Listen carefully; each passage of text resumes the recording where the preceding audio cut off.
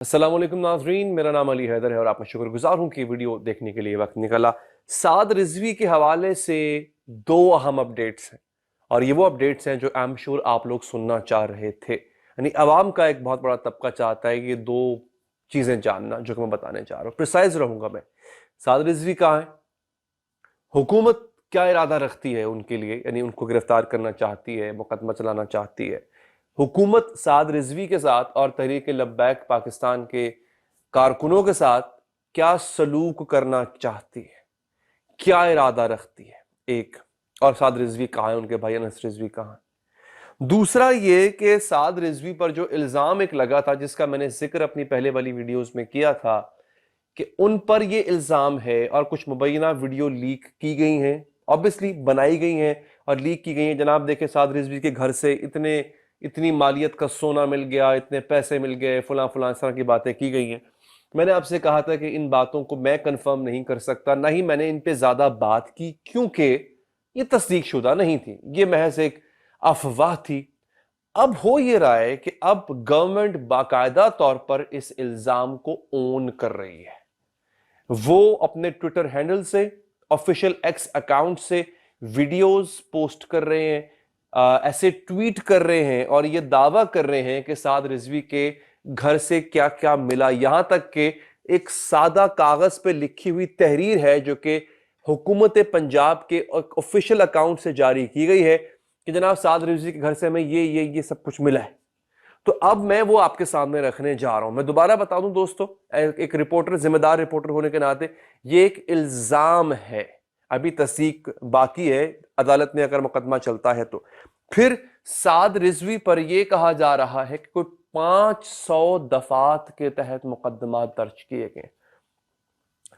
बतौर सहाफी मैंने इतनी बड़ी विच हंटिंग पहले नहीं देखी है। हुकूमत बाकायदा तौर पे, ऐसा नजर आ रहा है, मुझे ऐसा फील हो रहा है कि हुकूमत टीएलपी का वजूद ही खत्म करना चाहती है। वो टीएलपी को जड़ से खत्म करना चाह रही है।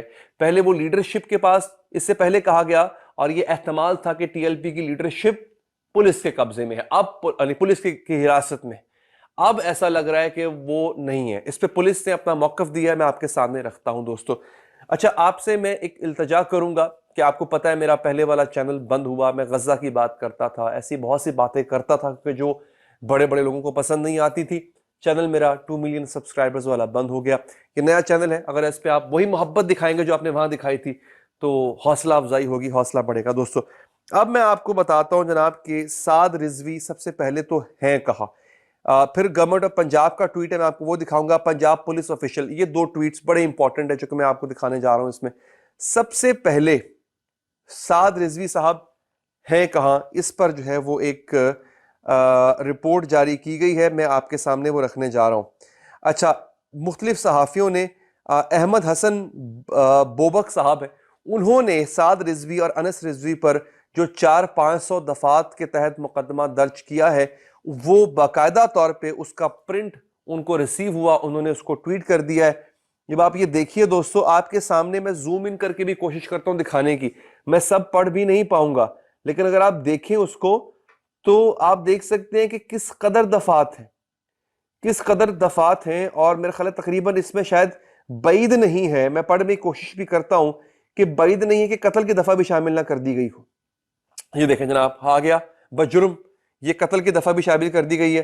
302, 400, 302 तो कत्ल हो गया ना, और वो पुलिस वाले की जो शहादत हुई है उसको शायद मद्देनजर रखते हुए दफा डाली गई होगी। 435, 431, 120 बी, 121।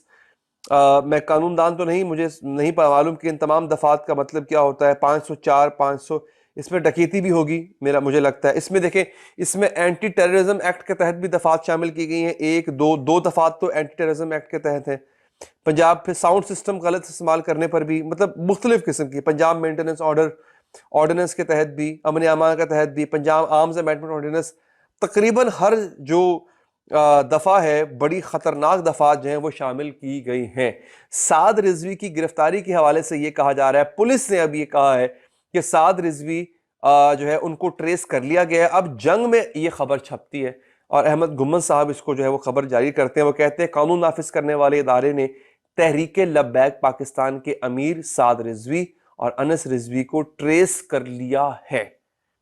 अच्छा, ये नहीं बताया कि वो कहां है, लेकिन उन्होंने ये दावा किया है कि हमें पता है कि वो कहां है। अब वो ये कह रहे हैं कि जनाब आप दोनों अफराद को जल्द गिरफ्तार कर लिया जाएगा। इनके जख्मी होने के बारे में अभी कुछ नहीं कहा जा सकता, लेकिन अगर वो जख्मी हैं तो इन्हें फौरी अपने आप को कानून नाफिज करने वाले इदारों के हवाले करना चाहिए ताकि उनका इलाज करवाया जा सके। ये कानून नाफिज करने वाले इदारे का कहना है। ठीक हो गया जनाब। पुलिस जराये का कहना है कि मुरीतिये में तहरीक लबैक पाकिस्तान ने पुरतशद्दुद एहतजाज और कानून नाफिज करने वाले इदारों पर हमले किए। इंतशार पसंद मुजाहिरीन को मुंतशिर कर दिया गया है। ये उनके अल्फाज हैं दोस्तों। अच्छा, अब यहां पे एक बड़ा अहम सवाल उठाया जा रहा है, और वो ये है, और बड़े अच्छे सीनियर सहाफ़ी हैं, उन्होंने नाज़रीन ये सवाल उठाया है जो कि मुझे लगता है कि बड़ा अहम सवाल है कि क्यों आखिर हुकूमत उस ऑपरेशन की डिटेल बता रही।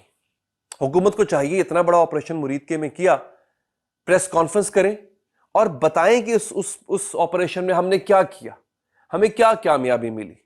साद रिजवी समेत दीगर जो कारकुनान थे तहरीक लब्बैक के, वो ऐसा क्या कर रहे थे कि हमें इतना खतरनाक ऑपरेशन करना पड़ा। हाँ, ये इल्जामात तो सामने आ चुके हैं और वीडियोस भी सामने आ चुकी है कि अमलाक को नुकसान पहुंचाया गया है, पथराव किया गया, पेट्रोल बम तक फेंके गए हैं।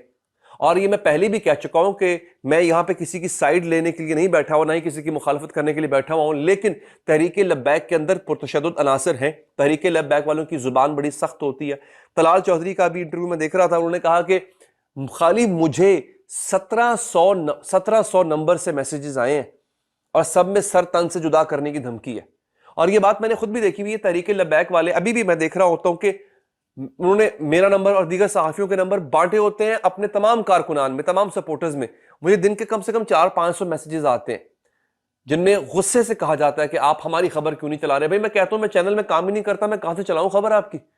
मैं वीडियो बना सकता हूं, वीडियो बना रहा हूं मैं तो, और गुस्से से आते हैं। यानी तहरीक लब्बैक का जो कारकुन जो सपोर्टर है, बेसिकली वो कहीं ना कहीं उसके जहन के अंदर इश्तियाल अंगेजी है और डंडा सोटा करते रहते हैं। ये गलत बात है इनकी। मैं जो बात सच है मैं वो कहूंगा कि तशद्दुद और तशद्दुद पे उकसाना, धमकियां देना।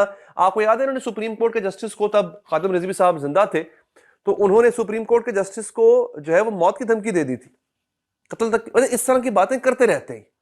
तो इनका जो सपोर्टर है वो मैंने बहुत कम देखा है कि एक नॉर्मल पढ़ा लिखा सपोर्टर होगा।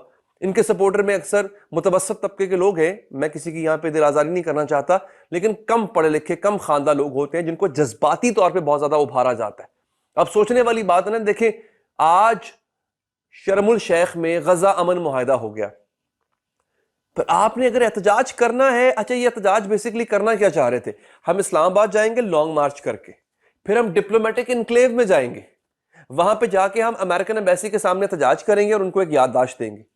भाई अगर आपने ऐसा करना भी है तो फिर आप एक डेलीगेशन वफ्द भेज दो, वो जाके याद। आप मुझे बताएं, डिप्लोमेटिक इनक्लेव में दुनिया जहान की एम्बेसीज हैं, आपके दोस्त ममालिक की भी एम्बेसी है, चाइना की भी एम्बेसी है। आप अगर हजारों लोग लेकर डिप्लोमेटिक इनक्लेव में घुस जाएंगे जिनके हाथ में डंडे भी हैं, आपके मुल्क में ये एम्बेसियां काम करेंगी, सब छोड़नी जाएंगी।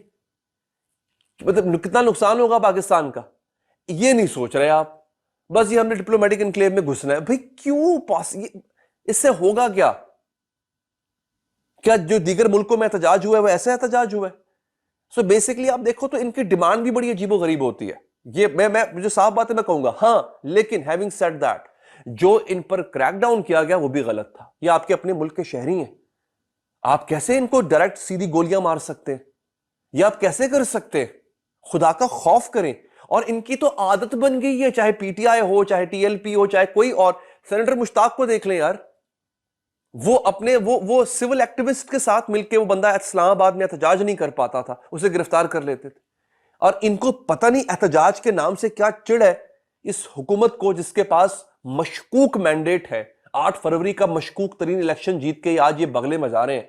न जाने इनको किस चीज का वहम है और डर है। ऑब्वियसली अगर आप अवाम के मैंडेट से नहीं आए तो आप डरेंगे, और इनमें ये डर है और रहेगा। आगे बढ़ते हैं जनाब। पंजाब पुलिस का साद रिजवी के घर पर छापा और हुकूमत का सवाल, आखिर इतना माल और पैसा कहां से आया? अब मैं आपको, ये बीबीसी की स्टोरी है, लेकिन आपको हुकूमत पंजाब का ट्वीट भी दिखाऊंगा और आपको बाकी ट्वीट्स भी दिखाऊंगा। पाकिस्तान के सूबे पंजाब में पुलिस ने लाहौर में वाक़ एक तहरीक लबैक पाकिस्तान के सरबराह साद हुसैन रिजवी के घर पर एक छापे में बड़ी तादाद में गैर मुल्की करेंसी, प्राइस बॉन्ड, सोना और चांदी बरामद करने का दावा किया है। अच्छा, अब सवाल वो ये कर रहे हैं कि ये कहां से आया। इस सवाल का जवाब टीएलपी वाले खुद ही दे सकते हैं, साद रिजवी खुद ही दे सकते हैं, अगर तो ये इल्जाम दुरुस्त है तो। अब मैं आता हूं दोस्तों अगले उन अहम ट्वीट्स पर जो हुकूमत पंजाब ने किए, पंजाब पुलिस ने किए। उसके बीच में, उससे पहले पहले इकरारुल हसन साहब ने एक ट्वीट किया है। ट्वीट में एक सवाल है जिसको जो मैं आपके सामने रखने जा रहा हूं। तो कहते हैं, साद रिजवी और अनस रिजवी के हवाले से सूरत हाल तशवीशनाक है। रियासत की जिम्मेदारी थी कि ऑपरेशन पर प्रेस ब्रीफिंग देती, ऐसा ना करने से अफवाहों का बाजार गर्म हुआ और अब ये हुकूमती मौकफ के रिजवी बरादरान इसकी तहवील में नहीं, इस खदशे को जन्म दे रहा है कि हुकूमत कोई एडवेंचर करने तो नहीं जा रही। बड़ा अहम सवाल है। इस सवाल का जवाब यकीनी तौर पे हुकूमत को नाज़रीन देना चाहिए है। ले जनाब, हाँ जी, अब मैं आपके सामने ये देखें, आपके सामने पंजाब पुलिस का ट्वीट आ गया।